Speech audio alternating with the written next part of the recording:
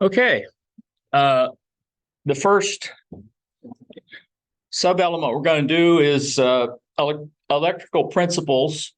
It's sub-element 5. There's 4 groups of questions and accounts for 52 questions out of the pool. So this sub-element will be 4 points on the exam.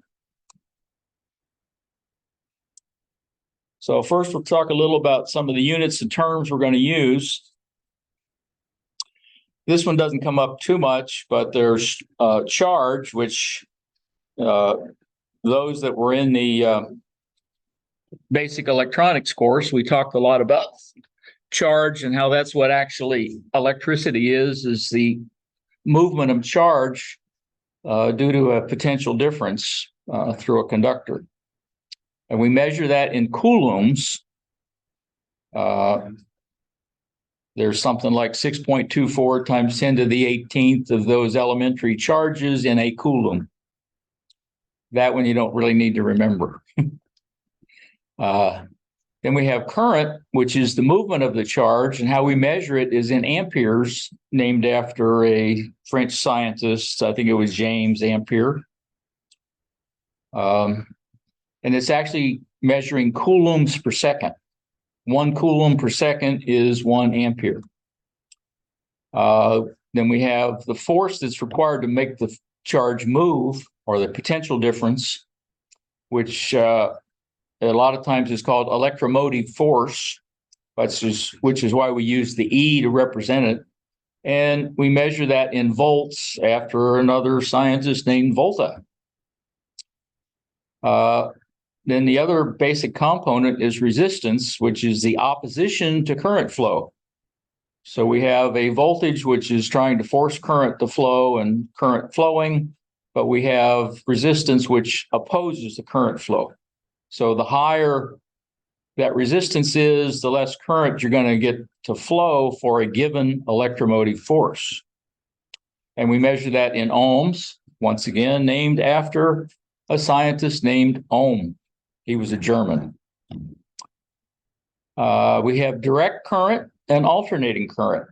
Direct current only flows in one direction, from the positive potential to the negative potential. We have alternating current, which reverses direction, and it flows from positive to negative, negative to positive. It's not the same as going from positive to 0 and back. That would be pulsing DC. It has to actually change polarity to be alternating current. Okay, we have conductors, which are what we use to flow the current through and how we connect things up. We have the opposite of a conductor, which is an insulator. Sometimes we call them dielectrics, depending on how we're using them. And they oppose current flow. In other words, they have extremely high resistance, no free electrons. Okay, so Benjamin Franklin discovered lots of things, and he's kind of responsible for our conventional current flow, which at the time, they didn't really understand what was inside of an electron. I'm not sure that we do today, but we have better models. So the theory is that electrons, or the charge on electrons, moves from negative to positive, but he defined conventional current flow as going positive to negative, which is what we normally use when we talk about circuits, not electron flow or charge flow.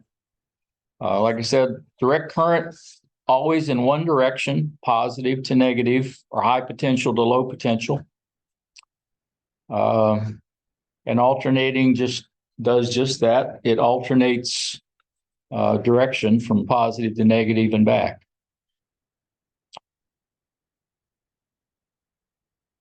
Okay, voltage, or electromotive force, or electric potential, is what causes current to flow. It's kind of like if you think about the water analogy, it's like a high pressure pump causes water to flow through the pipe. And we call the current I and the resistance R, and we'll talk about those in a minute. There's typical little circuits showing current flowing through the resistor from a battery. And okay, so the first real question that will be maybe on the test: what's the electrical term for the force that causes electron flow? I'm gonna go with A. You're going to go with A. Anybody else got A? Yeah, I'll go with that. We haven't talked about it yet. It's A, voltage. Okay. Direct current and the flow of electrons in a circuit. We use I for current. And conventional current flows positive to negative, which we talked about, as opposed to electron flow, which is in the opposite direction. And we measure it in amperes. Again, that same little circuit showing current flowing, and we label it I and measure it in amperes. So what is the name for the flow of electrons in an electric circuit? D current. Say that again? D current. We'll give them that one. Current. Electrical current is measured in which of the following units? Amps. We go with that French guy. The French guy, yep. You guys did genetics once. Did I back up? We already talked about that one. I guess the only thing there is about batteries are supplying direct current,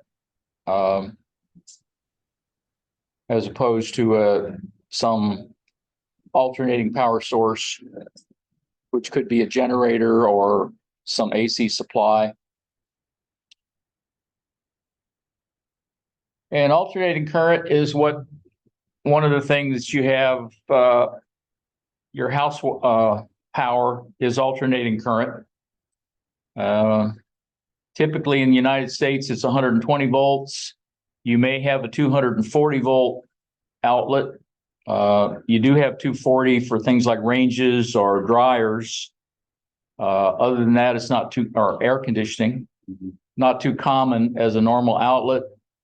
However, if you are one of the people Byron was talking about, it's got a 1500 watt RF linear amplifier, you're going to need a 240 volt outlet to plug it into. Somebody decided they were gonna put a hot tub in my backyard and never did. It was just terminated. So when I did a rental, turn that off, plenty of coil, put it up in the attic and just left it. So ready to go. Okay. AC waveforms are typically sinusoidal. You may see some distortion, but they're normally basically a sine wave. Things like triangle and sawtooth, square waves are sort of special purpose that you'll see in electronics. You're not likely to see that on your AC outlet at your house. AC is not always balanced. In other words, it doesn't always go to the same of voltage on either side. They could have some DC offset, but as long as it crosses the zero line and changes polarity, it would be AC. And a positive voltage is going to require a positive current. Negative voltage will induce a negative current. Okay, which of the following describes alternating current?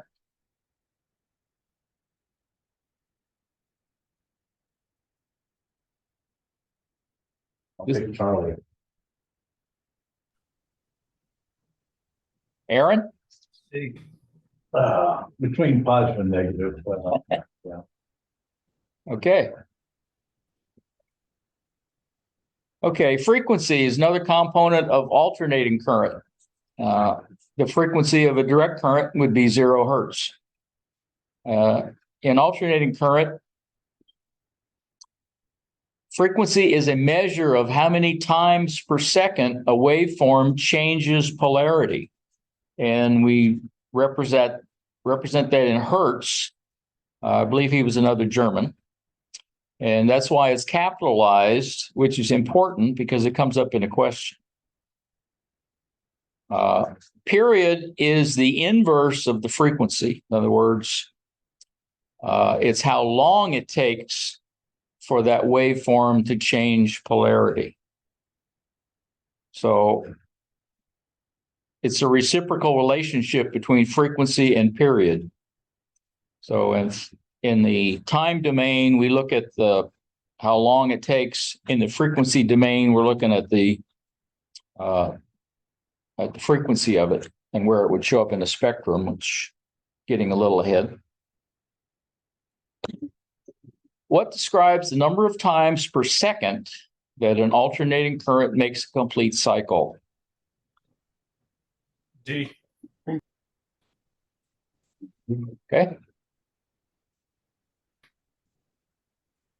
What's the unit of frequency? A. I started with the rental car. You got it. Did I hear a or B? Alpha. That's Aaron.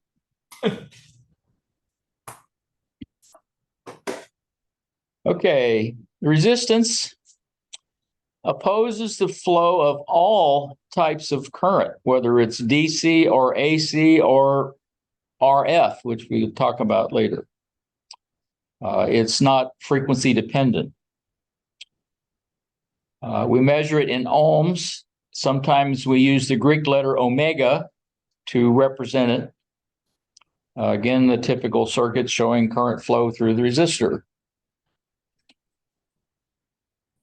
What are the units of electrical resistance?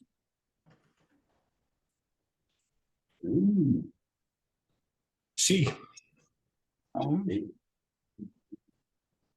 Never seen what? B. Really? Mega who? Mohs. Oh, Moe's. That's. Yeah. Mohs, for some reason, is out of date. If he, A,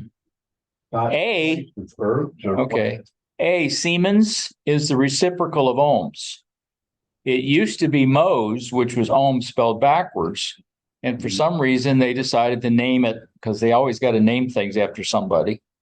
So it changed to Siemens some time ago. Oh, sounds better.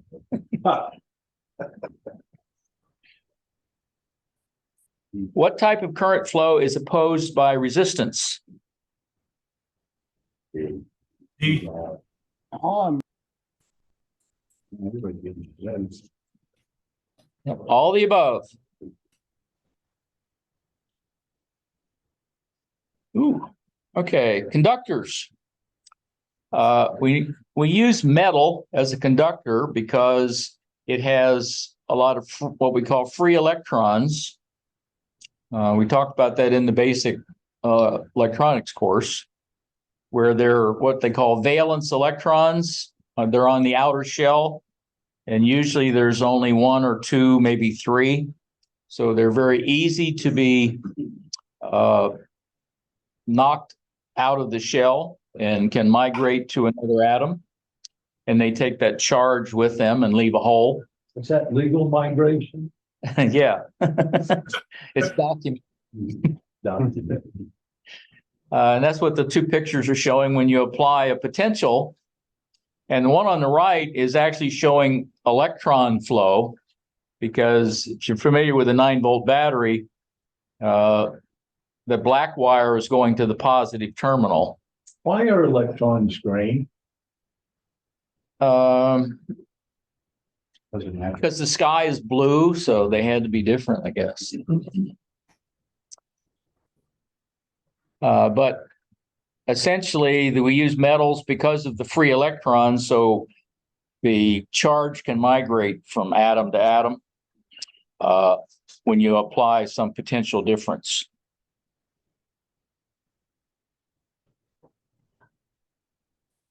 Different conductors or metals have a different amount of resistivity because they'll have some resistance, but they're very low, so they will allow current flow as opposed to an insulator, which we'll get to. This is some of the resistivity ratings for silver, copper, gold, aluminum, and mercury. What, no steel? Hmm? You didn't put steel in there? No, I ran out of room. Okay. But you can see that silver is by far the best conductor with the lowest resistance per foot, per 100 feet, however you want to measure it. They do it in ohm meters, which confuses me, but that's sort of the standard resistivity measurement. The dollar signs are sort of indicating the relative cost. So that's why we don't use silver very much, because it is quite a bit more expensive, or at least it used to be. Although copper, I think, is catching up. And gold is not as good a conductor, but we use it for things where, like connector fingers on circuit boards, things like that, where you want to prevent oxidation, where silver oxidizes quickly and copper will also do it. So usually copper on some sort of connector is plated with nickel or something to prevent that. And that's why we primarily use copper for most all connections and use a little lead and tin to fasten it together called solder. Why are metals generally good conductors of electricity?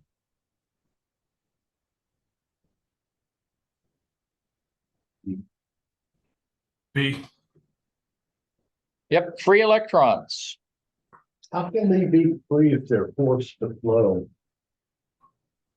Well, no, they're not forced, they are attracted. They're attracted. I think they're forced. It's their own self-will to jump. No, they have to force them to flow. No, you provide an incentive. Yeah, make the environment correct.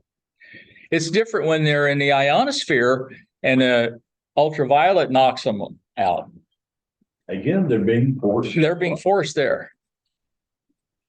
Okay, insulators are non-metals, and if you look at the periodic chart, they're kind of all together.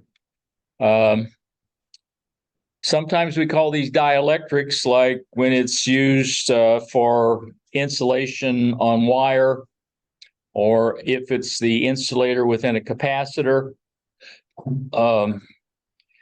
Typically, most plastics, glasses, things like quartz, even silicon is an insulator, even though it's used in semiconductors because we add some impurities, so it's no longer an insulator.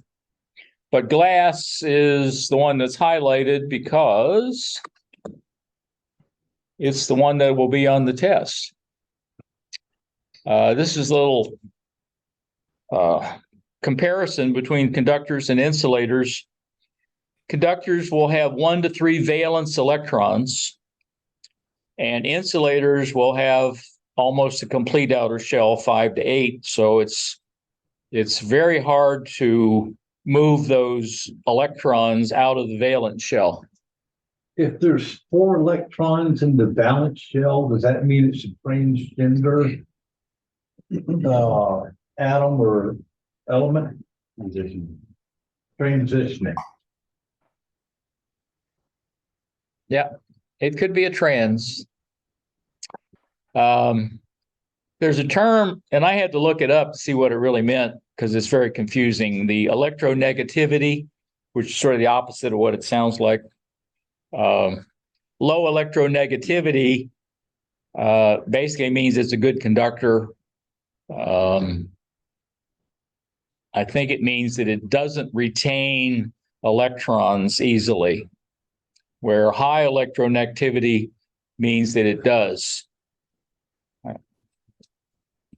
Anyway, the good conductors are silver, copper, gold, aluminum, and insulators are mica, glass, rubber, plastic, etc. Which of the following is a good electrical insulator? B. Unless it's lined with mercury. Glass. The others are all conductors. Mhm. Copper, aluminum, even mercury, which is why I added mercury to that other chart. Even though it's not a very good conductor, but it's in batteries, But it makes a good switch to the old time. Yeah. Stats. right?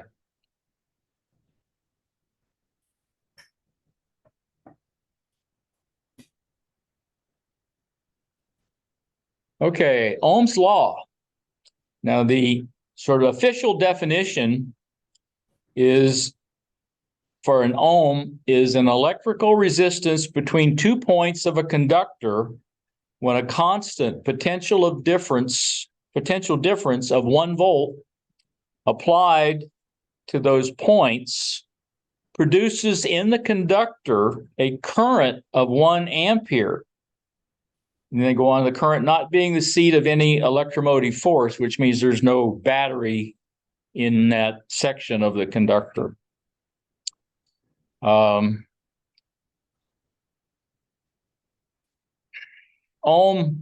another scientist, discovered that phenomena of resistance, and he came up with what's called Ohm's law, where the resistance in ohms is the ratio of the voltage to the current, or the potential to the current.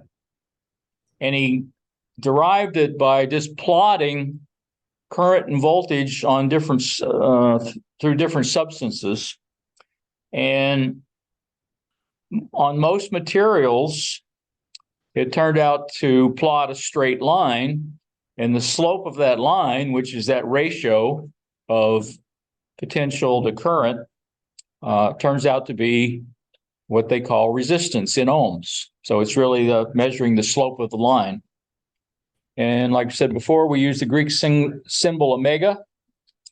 Sometimes you'll see that on schematics and things, or in technical writing. Here's an example of a plot I did just to show where R is the slope of that line, where we applied voltages up to 25 volts and we got 2.5 amps. So therefore the resistance was 10 ohms. And it came from the basic, I guess, first order formula of Y equals mx plus b, where b is the y-intercept point where it would cross the y-axis. So in this case, it would be 0. So it's this y is equal to mx, or E equal IR when you put it in different variables. Here's the little cheat sheet, which a lot of people use, in which they teach in order to remember Ohm's law, where you put your finger over whichever one of those 3 variables that you want to solve for. So if we put our finger over the E, saying we want to know what the voltage is, then we would multiply I, the current, times the resistance, which is what the vertical bar is indicating. If we wanted to find current, then we would divide E by R. If we wanted to find resistance, we would divide E by I. So if you have trouble with Ohm's law, you can try to remember the little circle and write it down on the back of your answer sheet. And you can get any one of the 3 formulas. I showed some example calculations there for finding voltage, current, or or resistance. It just takes a little practice, pretty simple. What formula is used to calculate voltage in a circuit?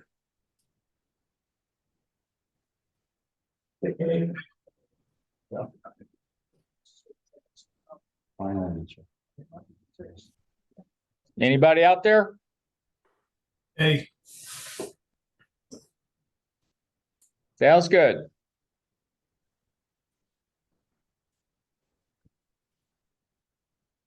What formula is used to calculate resistance?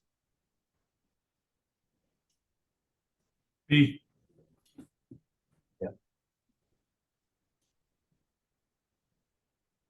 What formula is used to calculate current? Guess you didn't see that one coming.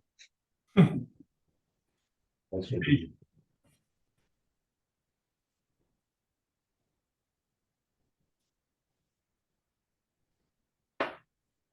What is the resistance of a circuit in which a current of 3 amperes flows when connected to 90 volts? So you know current and you know voltage. What's the resistance? B.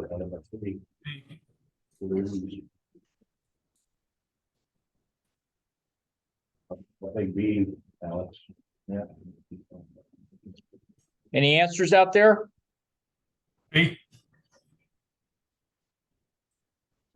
Good job. R is equal to E divided by I. What is the resistance of a circuit in which the applied voltage is 12 volts? The current is 1.5 amperes. Same question, different values. A. 18. C.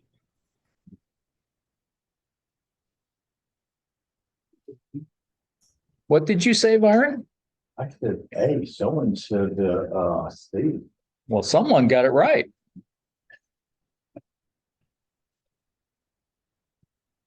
What? Hold on, let me see. Yeah. 12 divided by 1.5. Oh, Read the question carefully.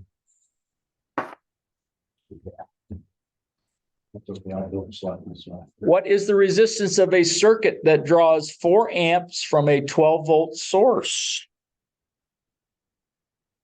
A. And we'll resistance on this one. Oh, my goodness. Yeah. I go A this time. Yeah, A. Right. Okay. What is the current in a circuit with an applied voltage of 120 volts and a resistance of 80 ohms? 25, 80. A.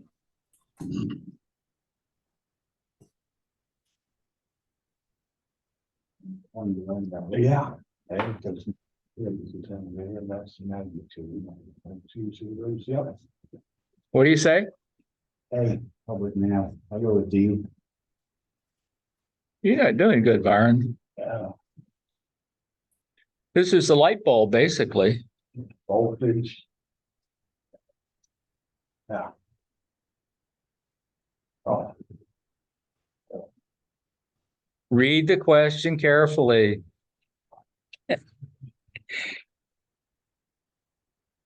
What is the current through a 100 ohm resistor when connected across 200 volts?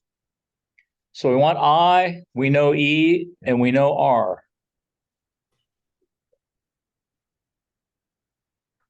So remember, we want I, we know E up here and R down there.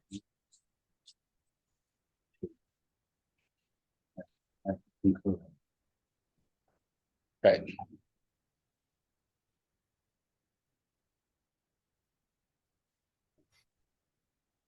What is the current through a 24 ohm resistor when connected across 240 volts?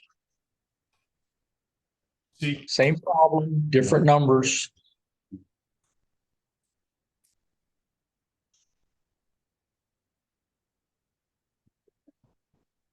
E. Okay.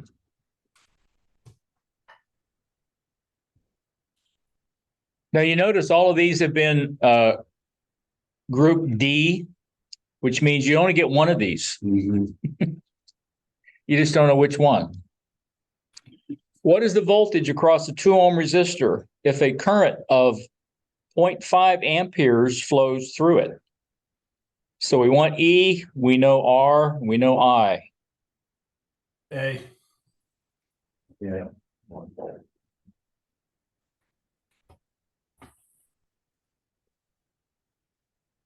What is the voltage across a 10-ohm resistor if a current of 1 amp flows through it?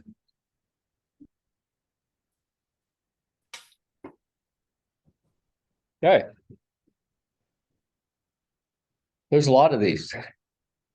So you're almost guaranteed to get one of these Ohm's law questions. Mm. What's the voltage across a 10-ohm resistor if a current of 2 amps flows through it? D. Very good. Okay. Now we can put things in series or in parallel. So we'll talk about series, and we'll just talk about resistors for now, because inductors and capacitors behave a little differently, and that's later on. The main thing on a series circuit is that the same current is going to flow through all the components. So in the little schematic there, where I put an ammeter showing the current through each one, they're the same. It's 1 amp through that circuit. Now, the voltage across each of those resistors may be different, which was E1 and E2, because the current is the same, but the resistance is different. So in other words, we'd have 1 amp through R2 at 5 ohms, so there's going to be a 5-volt voltage drop. And we have 1 amp through R1, which is also 5 ohms, another 5 volt. It adds up to 10 volts. It must always add up. There's a law, one of Kirchhoff's laws, that says the voltages around there will sum up to 0. So for simple series components with resistors, the current's the same through all of them, and the resistance values add up. So that total resistance is going to be R1 plus R2. In which type of circuit is DC current the same through all components?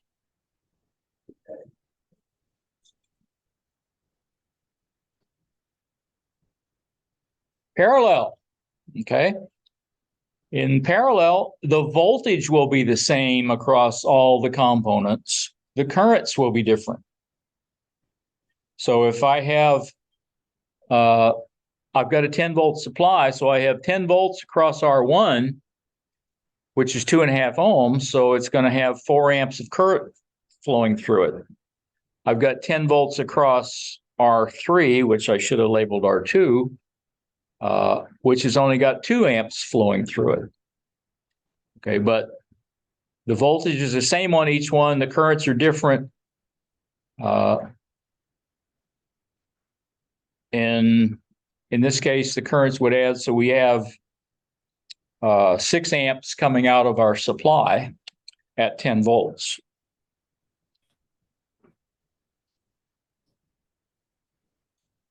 In which type of circuit is the voltage the same across all components? Parallel. Okay, DC power. We got another little pie chart, and this one spells pi, where power is current times voltage. It's part of Watt's law, a Scottish inventor famous for the steam engine, but he also did a lot of work with power. And he has a Watt's law formula which relates watts to joules of energy. In our case, power is equal to voltage times the current. So you use the little pie chart the same way. You put your finger over the one you want to solve for, and you either multiply or divide depending on which one it is.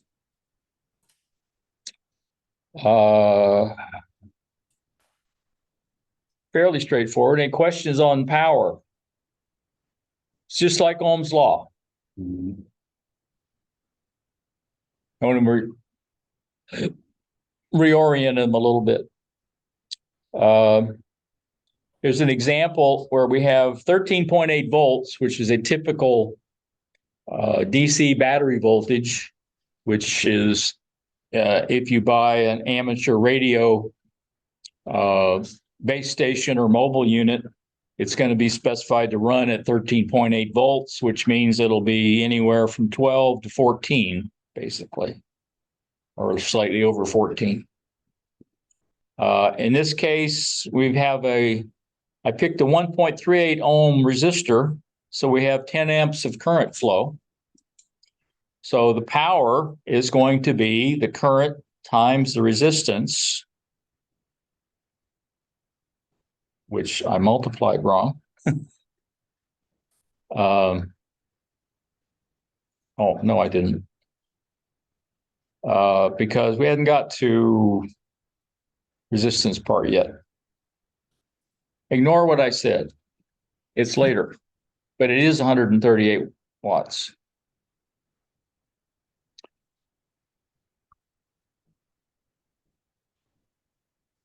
Which term describes the rate at which electrical energy is used? Ergs. C. That's a measure of it. Yep.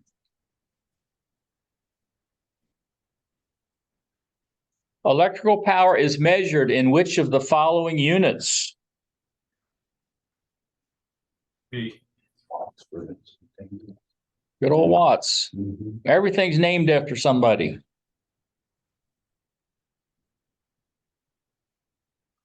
What's the formula to calculate power in a DC circuit? A.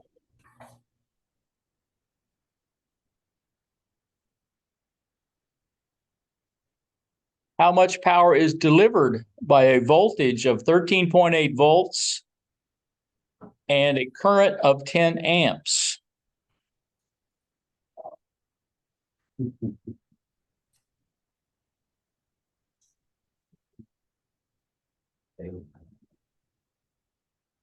A. Mhm.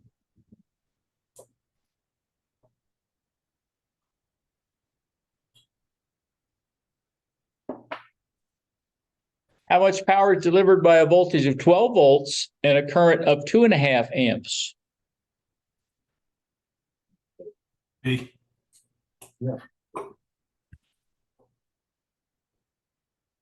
How much power is delivered by a voltage of 12 volts and a current of excuse me.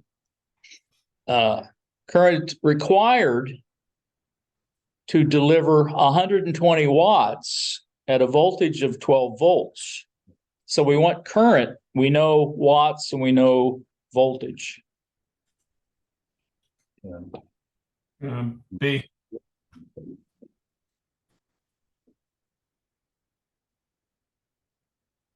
Okay.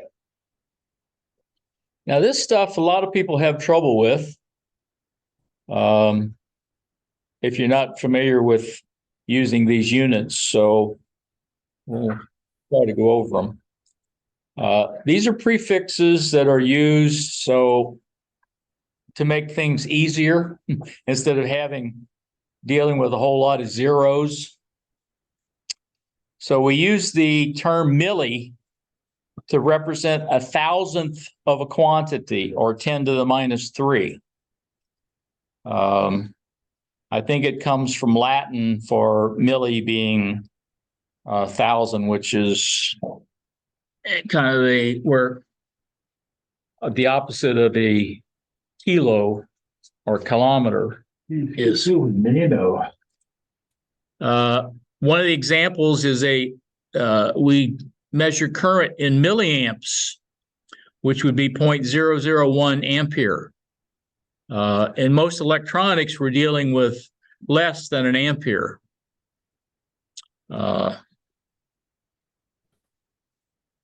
And we use the small m a lot of times to represent milli. Like I show there is 1 milliamp. A would be capitalized because it's proper name, ampere. We have a micro, which is a millionth of a quantity, or 10 to the minus 6.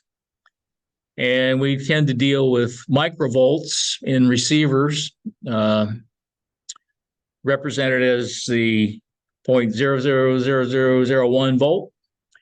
A lot of times we'll use the Greek symbol mu to represent that microvolt, or the micro symbol.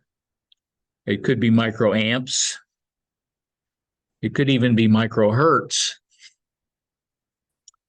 Next is the pico, which is 1 trillionth of a quantity. And you notice each of these milli, micro, pico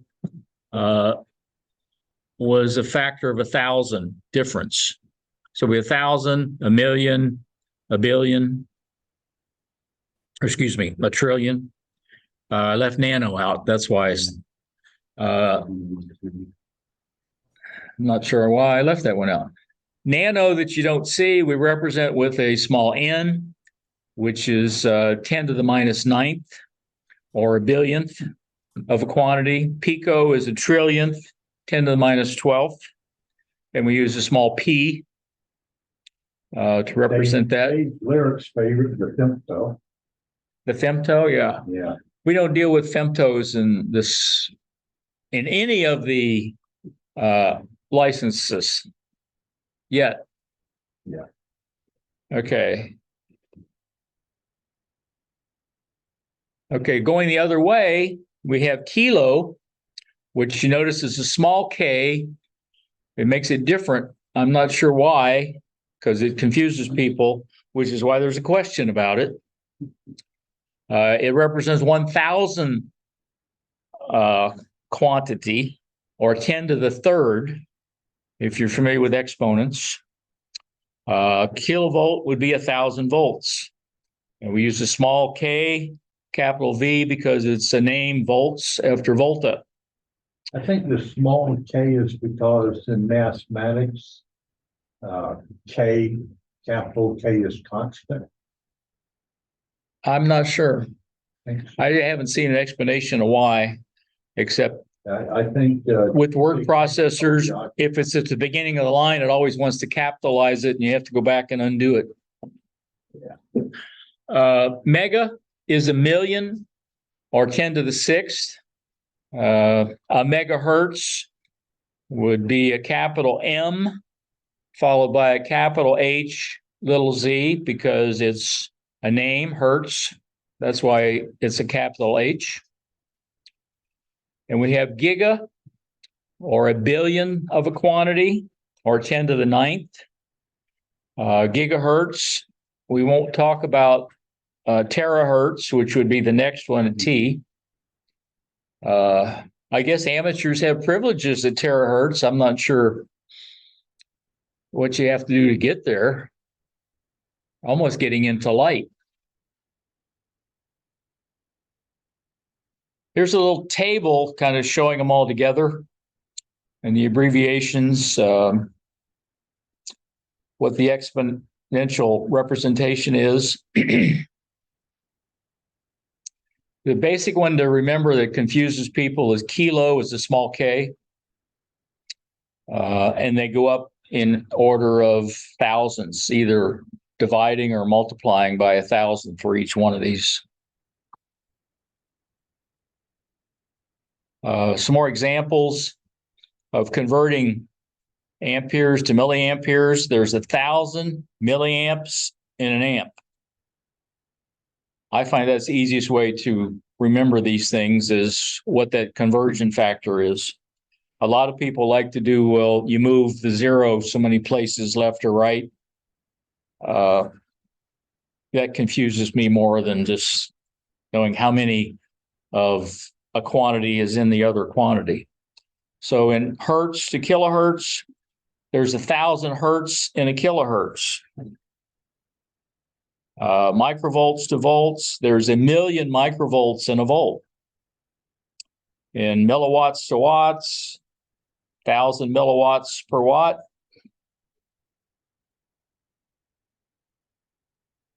Megahertz to kilohertz, there's 1,000 kilohertz in a megahertz.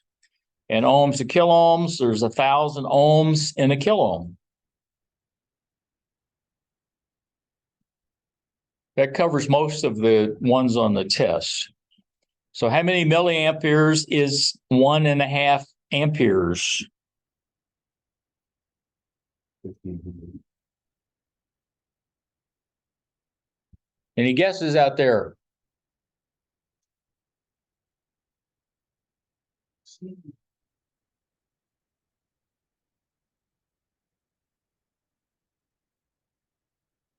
Aaron?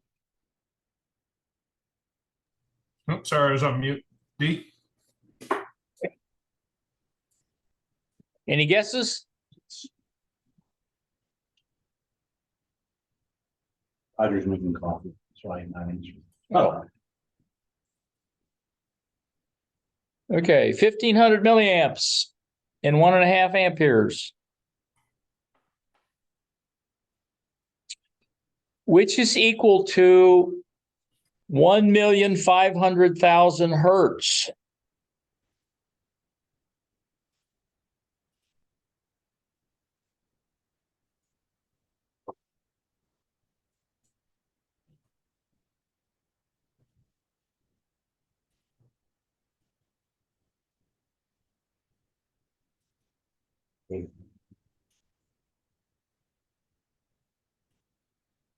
Any answers out there? A. Okay.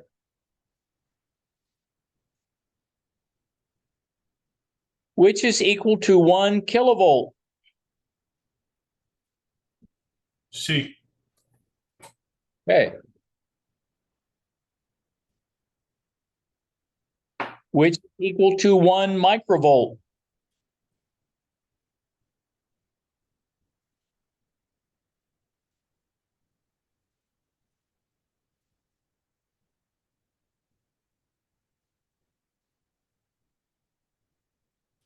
A. Hey. Micro's 1,000,000. Which is equal to 500 milliwatts.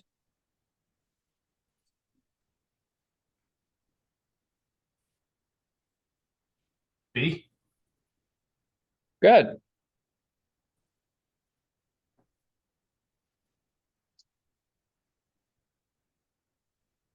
Which is equal to 3,000 milliamperes.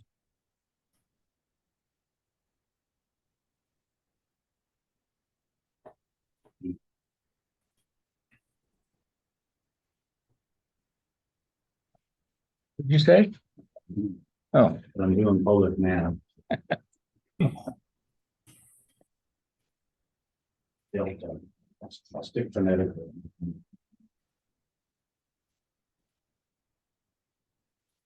D, 3 amperes, 1,000 milliamps per amp.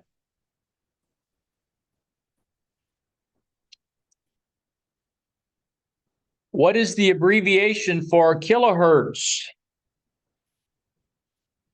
D. Right. I noticed in their question, they didn't capitalize the H in kilohertz, which I think would be correct, but it's not my question.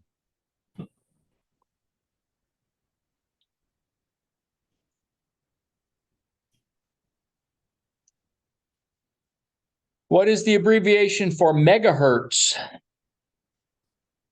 D. Good.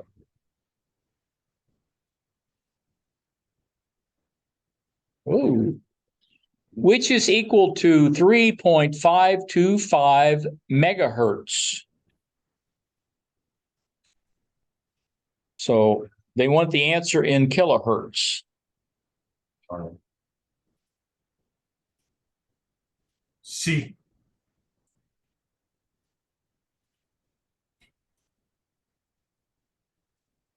Very good. Which is equal to 28,400 kilohertz.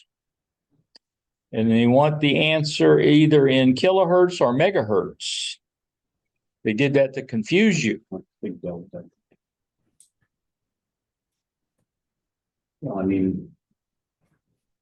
A could be right if you just skipped over the term. I mean. Yeah. This. That's why you need to read them all. Only be off by back.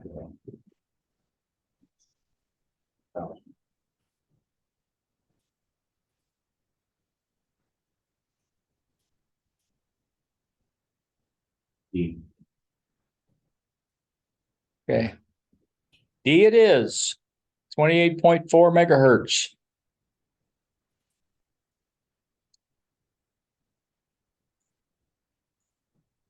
Which is equal to 2,425 megahertz. And they want it in gigahertz.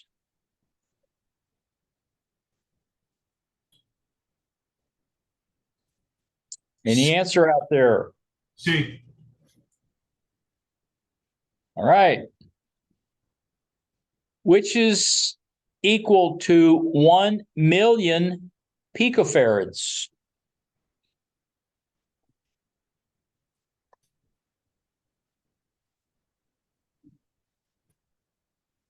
Remember, picofarads were 10 to the minus 12.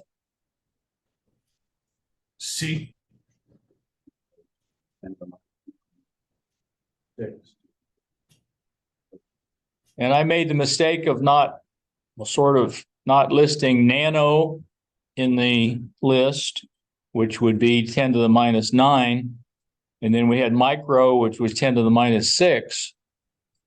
So the difference between micro and pico is 10 to the 6th, right? Or a million. Mm-hmm.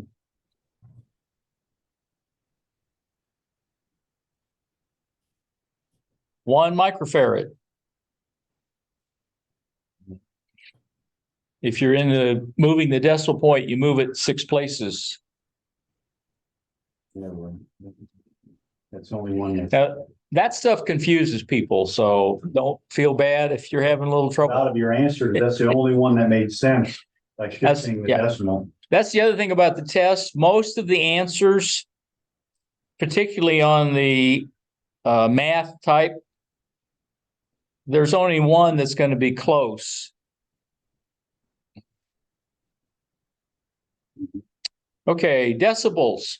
We use decibels to talk about ratios of items, particularly power, but it's also used for voltage and current. And it came from the AT&T sort of Bell Labs long distance transmission, and they came up with the bell to represent a measurement value, but it was too big for electronics. So we use a decibel, where a deci is a tenth. So it's a tenth of a bell. And it's a logarithmic representation on powers of 10. And the formula, if you see over on the right-hand side for power, which we will mostly talk about, would be 10 times the base 10 logarithm of a ratio of 2 powers. So if we had, for example, P2 in that formula was 100 watts, and P1 was 10 watts, then the ratio would be 10. So the log of base 10 of 10 is going to turn out to be 1, and we multiply it by 10, so it would be 10 dB. That's one of the ones that you kind of want to remember are the 3, 6, and 10, and the -3, -6, and -10. If the ratio is less than 1, you get a negative number. So a 3 dB increase in something means the power has changed by a factor of 2. If it's 6 dB, the power has changed by a factor of 4. If it's 10 dB, it's changed by a factor of 10.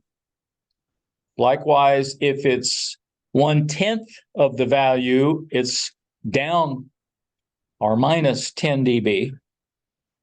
Usually when you see signal strengths, they'll be reported as typically a minus dB number. Now we tend to represent them relative to some value. In the case of antenna gain, you'll either see it as dBi or dBd. dBi is relative to the isotropic radiator, which is a theoretical antenna, point source antenna, or a dBd, which is relative to a dipole, which is theoretically 2.15 dBi. So you'll see it both ways, and they tend to use dBi because it gives them a bigger number for advertising purposes.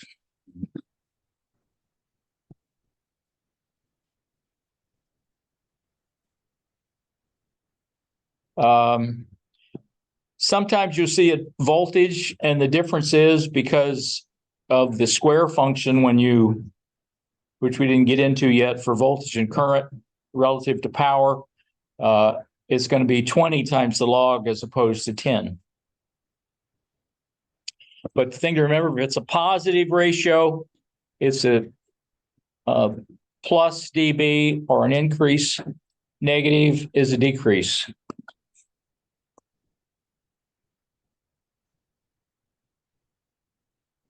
Okay, which decibel value most closely represents a power increase from 5 watts to 10 watts?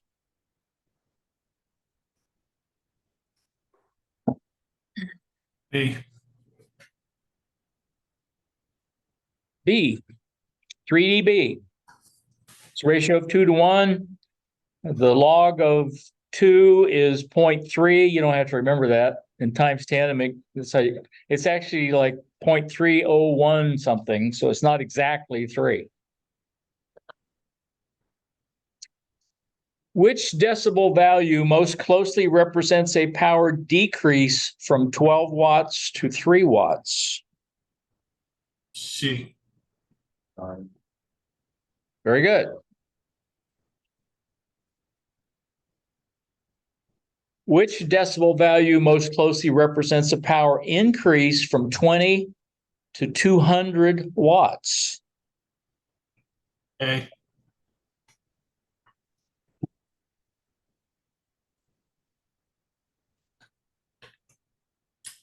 Oh.